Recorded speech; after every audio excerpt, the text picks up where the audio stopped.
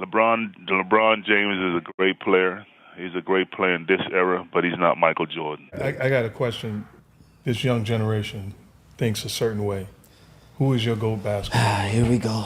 You know, it's funny that everybody asked that question, and to me, I think Michael Jordan is the best in my era.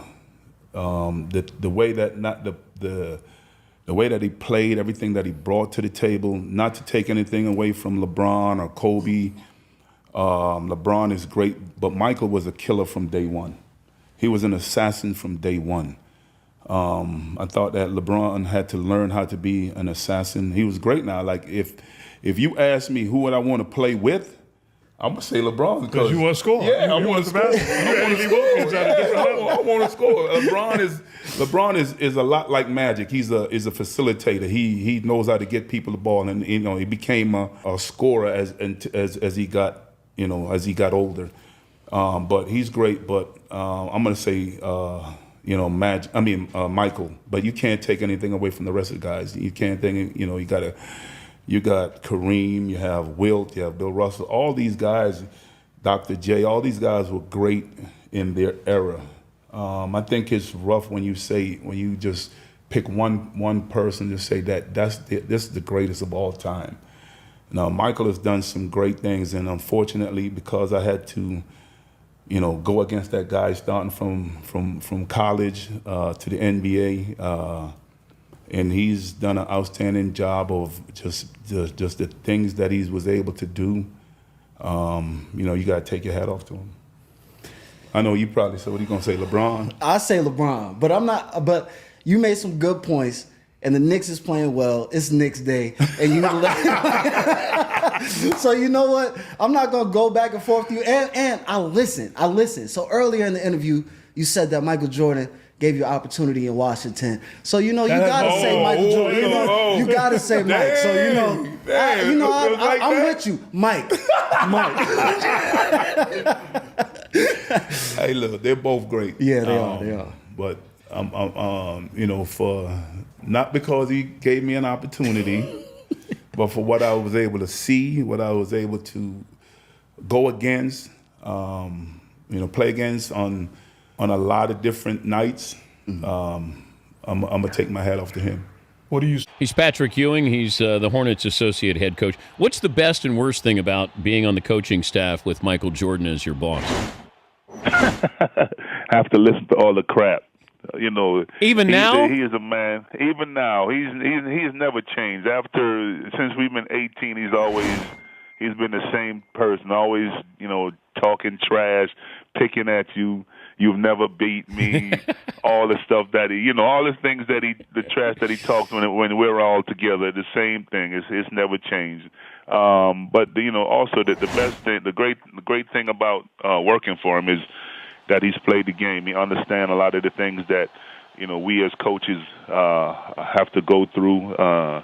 And he's very, I'm not going to say easy on us, but he understands and he's able to give us a little bit of leeway when leeway is needed. Is LeBron entering Michael Jordan territory? LeBron James is a great player. He's a great player in this era, but he's not Michael Jordan. It's two different animals. Michael was a killer. He's an assassin.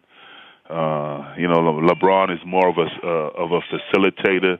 He's the guy that you're gonna give the ball, and he's thinking shoot first before pass. Where Michael, you give him the ball, he's thinking he's gonna score 50 on you, and then he's gonna pass. And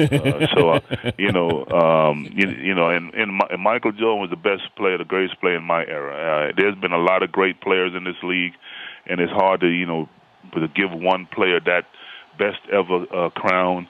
But all I can say is in my era, Michael Jordan was the best player in my era. And he's, I haven't seen anybody else. Kobe is, I guess, the closest to him. But LeBron is great, but he's not Michael Jordan. Who would you want as your teammate, Jordan or LeBron?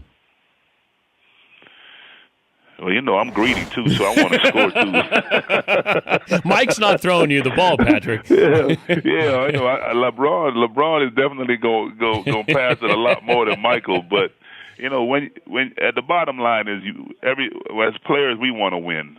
And, when you have somebody, we always equate basketball to war, and we always talk about the foxhole, even though it's nothing like war. But when you have somebody in your foxhole, you want to know if they're going to have your back. And not to say that LeBron won't have your back, but I know what Michael brings to the table, and I would definitely would rather. You said earlier on that you weren't watching a lot of The Last Dance, the Jordan documentary. Have you found yourself watching a little bit more each week? I watched a little bit last night, just a little. It's hard because I've lived through it, and a lot of the stories that they're talking about, I've already known. So I watch a little, then I turn it off, do something else. But it's great. Michael Jordan is a great player. He was one of the best things that ever happened to the NBA.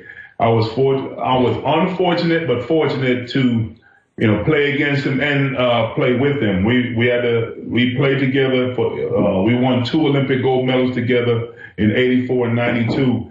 And he was the person that stopped me from possibly winning a ring. But when you're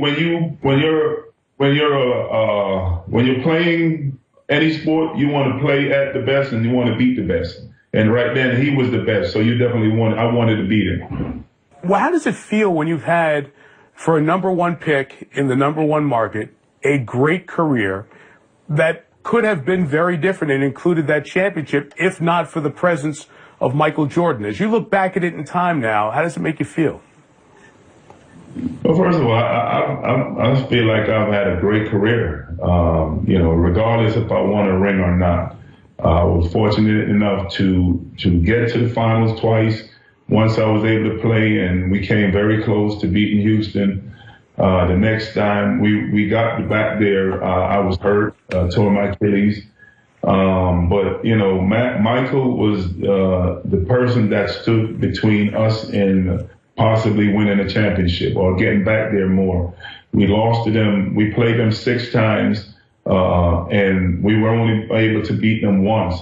So he was the person that kept me from, playing in more finals. But, I still look back at it. I still cherish the times I had. I still cherish my teammates. And I thought that, I had a great career. I have no regrets. Another thing I was really, because I was young then, so I was just kind of watching and observing. You notice I was really kind of quiet around the team. Right. So I was watching. But one of the things I noticed about MJ was that he was really a student of the game. So he didn't just, hoop. Like he studied players, and before we're playing against someone, he could break down all of the tendencies of all the players, like 1 through 12. Right. Like, even to the guys that didn't even really play that much. Like he knew all of their strengths, all of their weaknesses, what they like to do, the area of the court where they like to catch the ball. I thought that was really impressive. Like talk to me. I mean, he had that type of a mind. He studied. He was a student of the game. It's not just about him having the raw talent to be good. Everybody who plays in the NBA have the raw talent, but to separate yourself from everybody else, you have to have the knowledge. So he combined the knowledge of the game, of his sport, along with his physical attribute to be great. And I was sitting and watching and listening to a lot of the things that he was trying to teach the young guys. What you need to do. This is what he likes to do. This is how you stop him. Mm-hmm. Giving y'all the scout report from his perspective, not just from as the coach's perspective, but from his perspective. And some of you guys took it. Some of you guys resisted it because some guys they didn't want to hear from him. But I think he was a great player, a great teacher. And he tried to give the tidbits that he had learned and things that he learned to be successful, trying to pass it on to the next generation. Just going a little further in being a student of the game, and tell me if you remember this. He would always ask, who's reffing the games? And so they would tell who's reffing, and he was like, that ref, he likes to call hand checking. So we have to be a little bit more careful when we're playing defense, because if you put your hand up there, he's going to call it. Or he would say like, oh, okay, that ref, he's real sensitive. So if you're going to contest a call that he made, you have to go up to him a certain way. So, you have to either put your jersey over your mouth, but you can't look like you're trying to show him up, because then he's going to blow the whistle really quick. But he knew every single ref and their tendencies. I told you, I was young watching. I was just like, wow, he knows every single ref. Like I said, you have to be a student of the game. In every sport, you have to learn. You have to learn the refs, because they control it. They also control the outcome of the game. So you have to know how to talk to them. We try to tell kids, everybody refs differently. Some people let you get away with a little bit more than others. Some, have to know who that ref is. You have to know who's going to call it tighter. You also got to know who has a short fuse, like you're going to have a short fuse and tee you up real quick.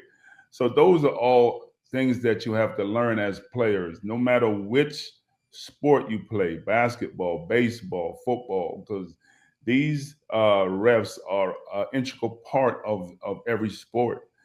And you have to learn how to communicate with them. And I think it's all about communication. So he learned that, how to communicate with them, when to curse them out when he thinks he messed up, or who he can curse out from what time. And, also, to let them also pat them on the back when you think they did a good job. So he learned that. Okay, so if there's anybody on planet Earth, or if there's a handful of people on planet Earth who know that Michael Jordan is the GOAT, Patrick Ewing got to be one of those guys. All right, Patrick Ewing, he was the #1 overall pick in the first ever NBA draft lottery to the New York Knicks. Many people said that it was a scam. All right, he went to Georgetown for college. He's actually from Jamaica, okay, which is good, of course. Went to Georgetown for college and was a star player. Came over here, dominated college, came onto the Knicks, and they all thought that, he was going to bring them to the promised land. And he would be the first, star player to bring them there since Willis Reed. All right, and in I think 1970 something or whatever. All right, I didn't see it, so I don't really know the exact time, but I just know he got injured, came back, and they won a championship. All right, but Patrick Ewing was supposed to be that guy who would bring them back to the NBA championship, which they might win this year. But he didn't. And like he said in that video, the reason is most likely because of Michael Jordan. Okay, there were some dominant Knicks teams with great players. Patrick Ewing as the head, John Starks, Anthony Mason, Derek Harper. They had some very great Knicks teams. I think even Larry Johnson ended up there. I think that was the 99 team that lost to the Spurs, I believe.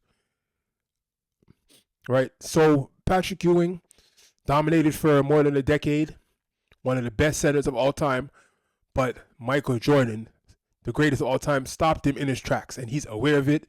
He understands. He respects it. He's not hating. Okay, he gives respect. He says Michael Jordan is that guy. He's the best ever. Okay, so for all you little kids who don't know anything, right, Patrick Ewing was great. If there was no Michael Jordan, he would probably be minimum one-time NBA champion, maybe MVP, something like this. He would be he's already one of the all-time greats, but he would be up there with Shaquille O'Neal, up there with Akeem Olajuwon, up there with Tim Duncan, guys like that. Maybe 1 or 2 championships, potentially. Remember, he said he played against Jordan 6 times. Only won 1 in the playoffs. So if Michael's not there, who's stopping him? Who's stopping John Starks? Huh? Nobody. All right?